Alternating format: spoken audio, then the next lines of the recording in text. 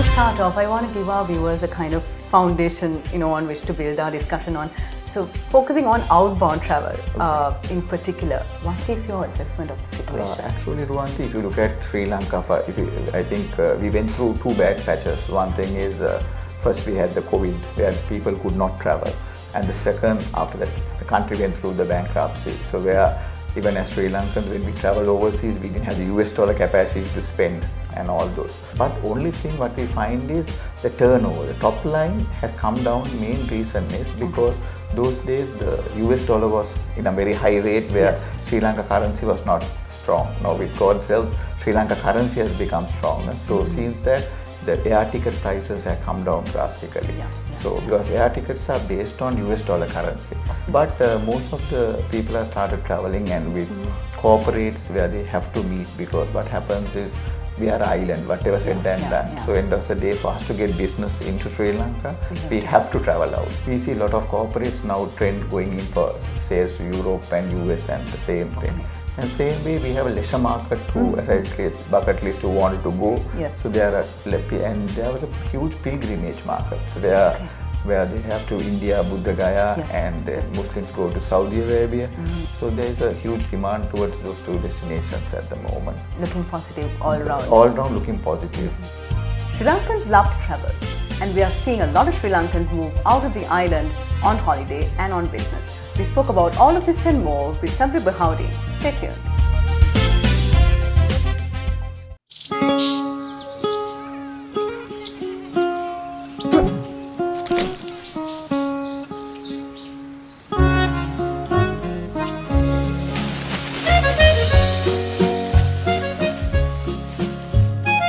Some bonds give more returns. Get more security and more interest on your fixed deposits from Sri Lanka's largest finance company, LMDtv Finance. The latest issue of LMD is available at lmdmall.lk. You can also access the digital version on Press Reader, Maxter, our social media platforms and WhatsApp. The Voice of Business, a legacy of 30 years.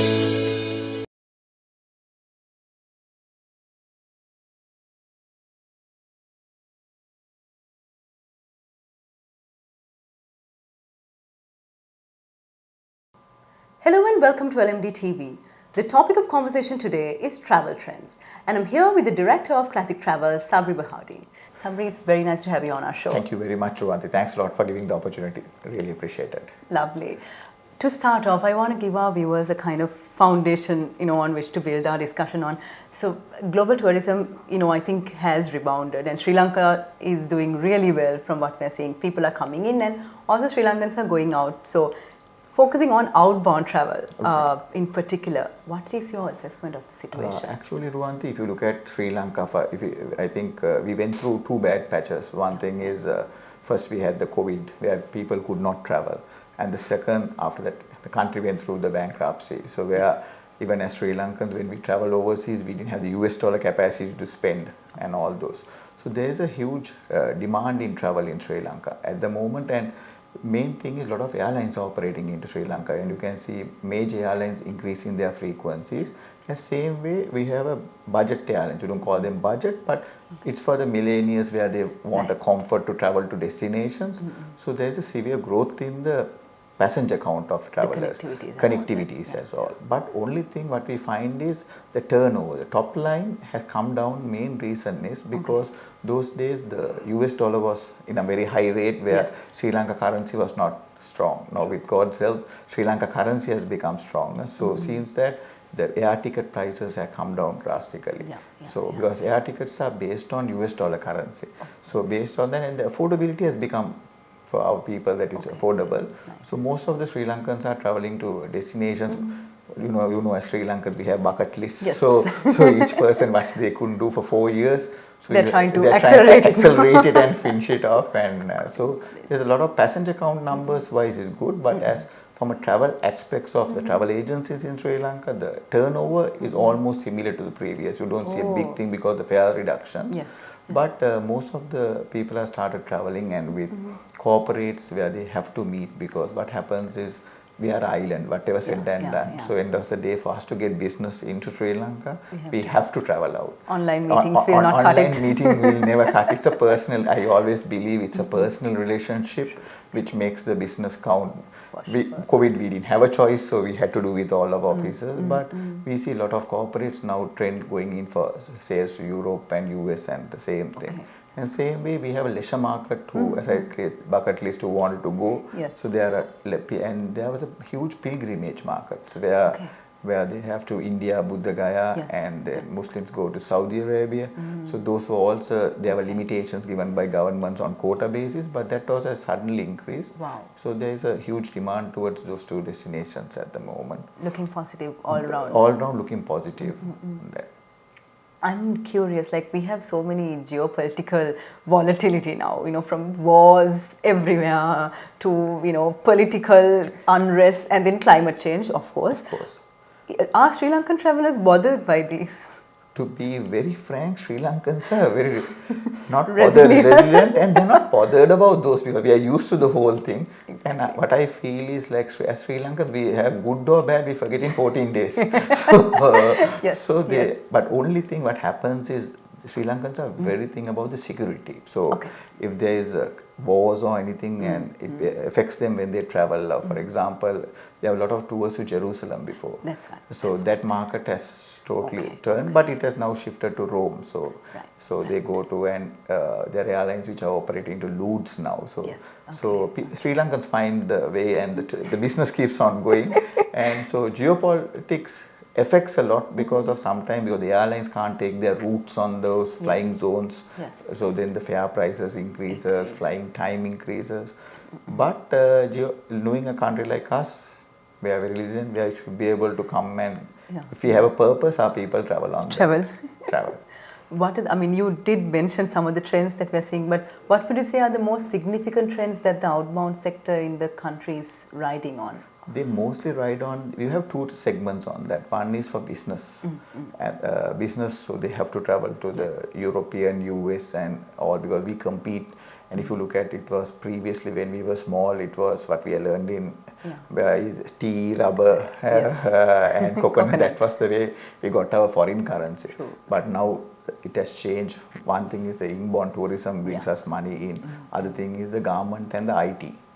Because whatever said and done, Sri Lanka still the workforce payout is cheaper than compared to US and other countries. So we have a lot of IT hubs are coming into Sri Lanka. So their main offices are in the Europe or the US or based in India as well. So based on that, there's a huge demand of people because they have to go for trainings, they have to go for when they get their new accounts, they have to go and travel. For all those, they travel on that. Then we have another segment who has a leisure segment. So the leisure segment also is divided into two, which one comes as pilgrimage, where they have vow or something where they go on to that. Other one, what happens is on the tours what they have to do. Like so there are a lot of new countries like Vietnam and all coming up very fast. Really, there are a lot of Sri Lankans travel to Vietnam, Thailand, and some countries have given us the visa exemptions. Like Thailand, those days we had to give a visa and bank statement. The processes were very bad. But now Thailand is visa on arrival.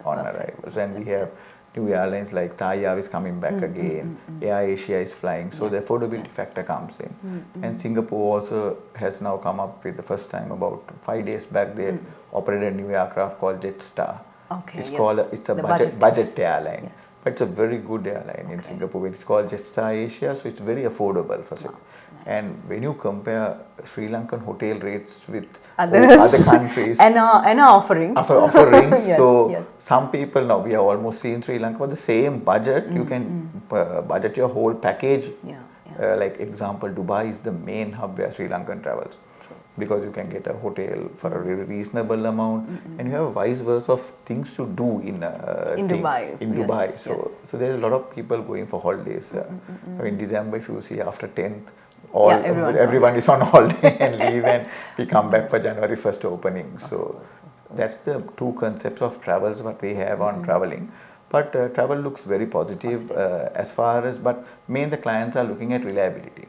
So as far as they are reliable, there's a huge trend of people traveling overseas because and the dollar getting Sri Lankan rupee getting appreciated against the dollar is helping Very us a much lot, a plus. because now it's like a 20-30% discount on anything what you buy there. It's a 20-30% discount, and garment becoming stable now, and with this, I think God willing should be a good 2025. Yes, good. And talking about the leisure segment, like you said, pilgrimages and others, if you share some demographics or some customer segment information, which segments do you think are the most promising? If you look at pilgrimage segments, if I say Umrah, and as Muslims you get Umrah and Hajj. Yes. Hajj is a little bit, it's like a once in a lifetime they have to do it across. Yes. So that happens, but Umrah is a thing anybody who wants to do, they can do it across, and it's affordable as well. Your Hajj period, Saudi government charges a very huge premium, and Sri Lanka gets a quota. So only on that quota we can send the people onto that. Yes. But Umrah has become a trend now. People, when they have even 2 or 3 days, and they go to Saudi, and the Saudi government also is into tourism at the moment. Yes, they are. Really, really change. If you look at the IPL auctions, which happens in India. Yes, I was watching it yesterday. First time in it's the second time that they're having it. The auctions were in Saudi. First time they did it in Dubai, because I think they couldn't do it in India, so they did it in Dubai. Yes. But first time, imagine Saudi to bring in tourism so much. That's so Saudi has changed all their rulings. It's not the old Saudi that we feel, think of. Yes. Think of, it's very rigid, and you can't go in. And if you have a Schengen or any UK visa or anything, your Saudi visa is on arrival. Wow. So they made streamline the process. Dubai is in trouble. Dubai is trouble, but what has happened, people are used to Dubai, because Saudi still will take another 5 to 7 years to come towards the Dubai, because Dubai has the infrastructure and they already got it ready on that. But Dubai will be in trouble because Abu Dhabi is taking up very well, because all the pilgrimage side is that. Then we come to the entertainment other side. Then when we look at Buddha Gaya and a lot of Ramayana trails. So a lot of people are going on those tours. So those tours wise, there are a lot of Buddha Gaya tours, and we have a lot of connectivity by Air India operating to Delhi now. Sri Lankan is there. So Indigo has come. If a person is on a low budget, they can go via Indigo Airlines. So a lot of options to travel to Buddha Gaya as well. So, and Indian Embassy also has introduced a good visa system where you don't those days like you have to get a passport and get the manual. Now you get an e-visa. Oh, lovely. And it's a 1 year valid. So some people who does 1 time Buddha Gaya, they do even 2 times a year. Oh, wow. So that is the pilgrimage market. But then there's a new sudden movement from the young millennials towards all these concerts. Yes, of course. If you look at it, so all concerts are sold out all over in the world, you know, and Sri Lankans are willing to pay at any price to go to concerts. So there's a huge market movement towards the concerts and the Formula 1 races. Yes, in Singapore and everywhere. In Singapore and all, and there's a sudden there's a separate segment who goes on to all this stuff. So and this is a repeat segment. Repeat segment. It's like an addiction. Like if you watch Formula 1, you want to know the whole thing, and until the last race, you could keep on following. And so that's a segment of youngsters. Then you have the 80s who loves to go to the music and all the stuff. And most of people go for golfing as well. Is that a rising market? Rising market. Wow. Because a lot of people, I think, Sri Lankans now from about 40-45 years of age. That is the next step. Next step, what they take it, I must be wrong. I'm always be there to correct it. But what happens is they work when we as Sri Lankan, we start our working career at about 20-22 years after we get after education, after uni. We start at 22 years, so we give it a 45 years of run. Then after that, you feel after 55 of your retirement, what are you going to do? You have they start the new trend market is golf. Wow. So and what countries do they go to? They go to Thailand, they go to Jakarta. Okay. So these are the two main countries what they travel to, because in Jakarta you get some lovely golf courses as well. And Thailand also, it was those days Sri Lankans' perception was Bangkok. Yes. That's all we knew when I was small. But all I say Thailand is Bangkok. But it's not Bangkok. Now the Chiang Mai and Phuket. There's a new island called Phi Island. It's beautiful. So they all go to play golf and have some holiday, and it's very affordable when you compare to their and main thing is Sri Lankans are now we see a trend, they pre-plan it. Okay. So by pre-planning they gain a lot on the ticket cost technically, price, because yes. ticket cost sometimes when it's closer to the date it becomes very expensive. But by pre-planning they got their budgets right, and our credit cards are helping. Because they give 12 months installment, 36 months installments. So that is helping people to travel. Wow. Because Sri Lankans are fun-loving people. As you know, we are islanders. Always. So That mentality is there. That mentality is there. So. Wow. It's time to take a very short break, but we'll soon be back to talk more about travel trends.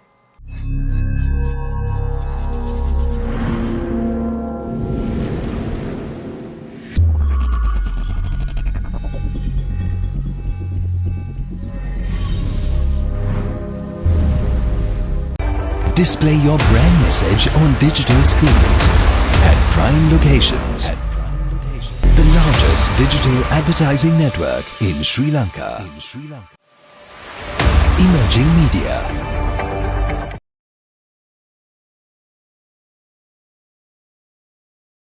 Welcome back to the show. We're in conversation with the Director of Classic Travel, Sabry Bahaudeen. We mentioned many countries up to now.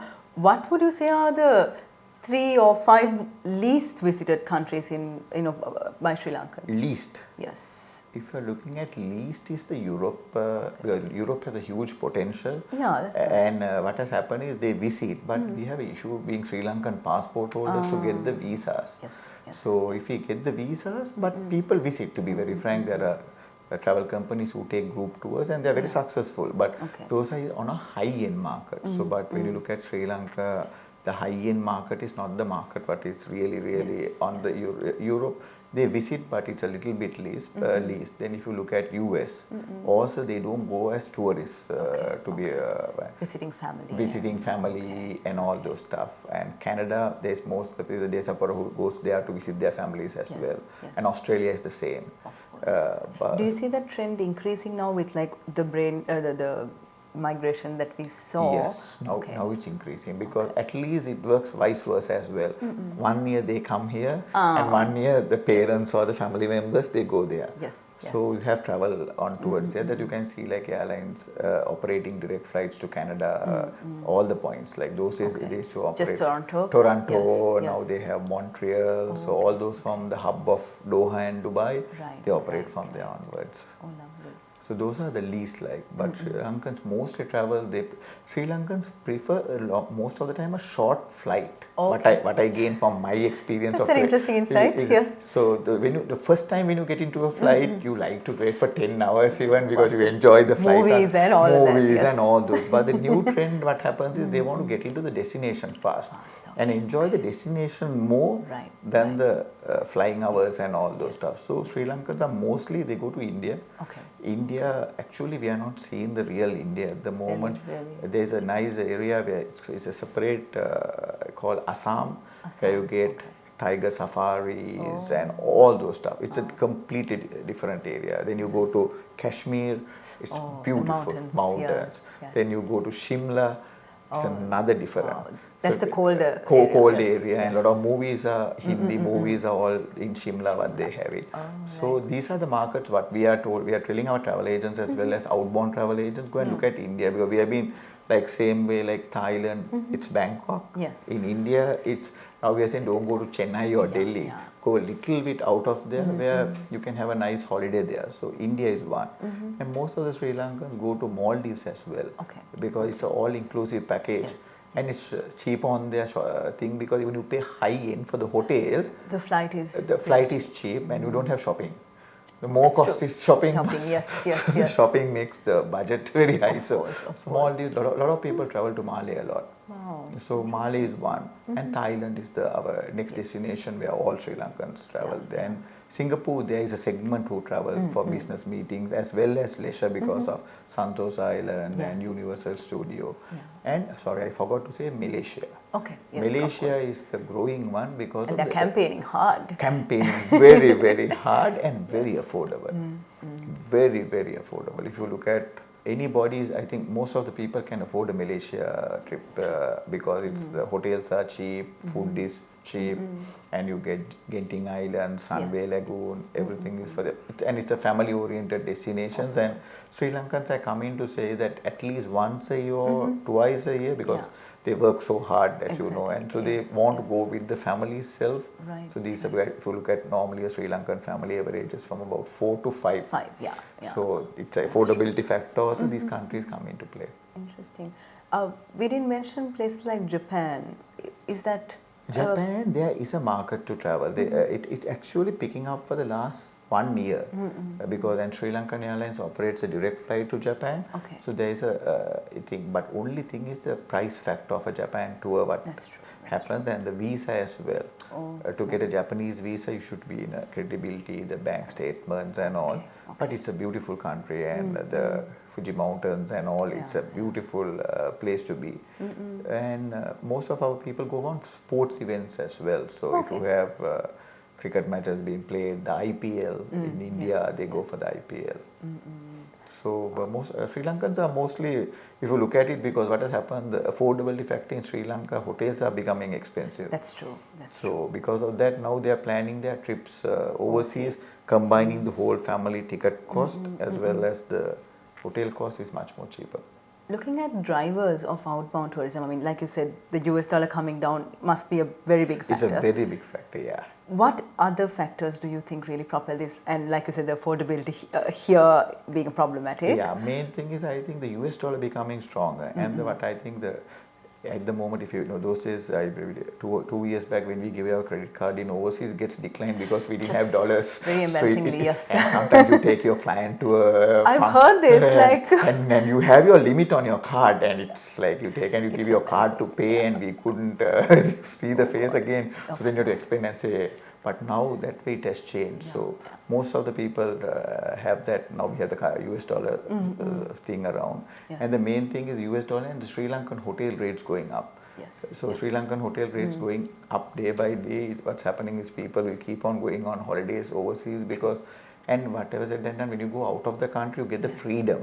If you're in Sri Lanka, you get a little bit busy with office work or some family thing. You still take your laptop Still take your laptop and go. At least there when you go, you put out of office and they have a good trend on that. But main thing is, I think now, last 3-4 months, there was a little bit drop on the outbound travel. But now with the new president and the government, now we see very stable and we see a good flow of business and we see a good travel out in next April would be one of the best in travel because normally Sri Lankans travel in after Auruddu, they finish the Auruddu ceremonies, then they take off on the next day and take 7 days, I think April, and we looking at a lot of outbound travel on that time. Interesting.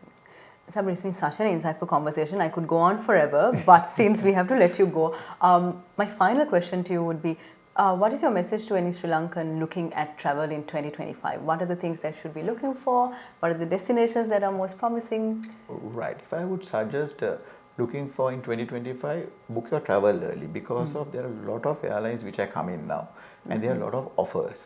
So most of the time, if you are online with them, you can see the offers coming into you. If you book at last minute, you are paying a 20 to 25% more. So on the end, even some airlines call it budget or anything. It doesn't it's nothing to do with the aircraft. Some people, Sri Lankans are a little scared when you say budget. When it's budget. It's nothing in budget means the aircraft is safe or everything is safe, but only thing is you have to pay for your meal. The frills and the frills. Frills and the frills. So I feel if you can pay that and if you get a 50% saving and you're going for a holiday and you can spend that money on shopping or any other entertainments in that country. I would say Sri Lankans should travel to Jakarta, not only Jakarta, from Jakarta you should travel on to places like Bali, which is very, very beautiful. And Bali should be a destination for them to travel on holidays.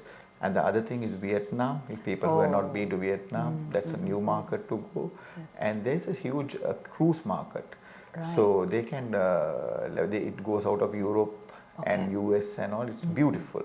So if they can experience, because as Sri Lanka, we are not experiencing the cruise market here. Although we are an island. Still, we only get cruises coming in for docking for 2-3 days and going.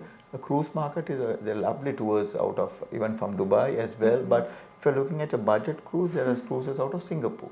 Right. So now with budget airlines coming out of Colombo to Singapore, it's affordable.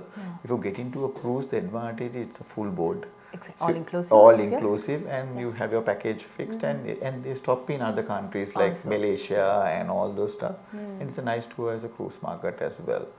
And other one is if they can do their pilgrimage, it's the best to go and see the Buddha Gap. We have direct flights and all. It's convenient those days. When I used to travel to India, I feel very sorry. They go to Chennai, from Chennai to Delhi, Delhi to Nepal and all that. Now you have a direct flight and you directly go in from there onwards. Wow. Cheers to traveling. Cheers. We've been in conversation with the Director of Classic Travel, Sabry Bahaudeen. Sabry, thank you very much again. It was lovely talking to you. Thank you very much. Thanks a lot. Thank you. Thank you very much for the opportunity. Take care. And thank you to all our viewers for joining us. Until next time, take care. Don't forget to subscribe to our YouTube channel and follow us on Facebook, LinkedIn, Instagram and X. Thank you for watching and stay safe.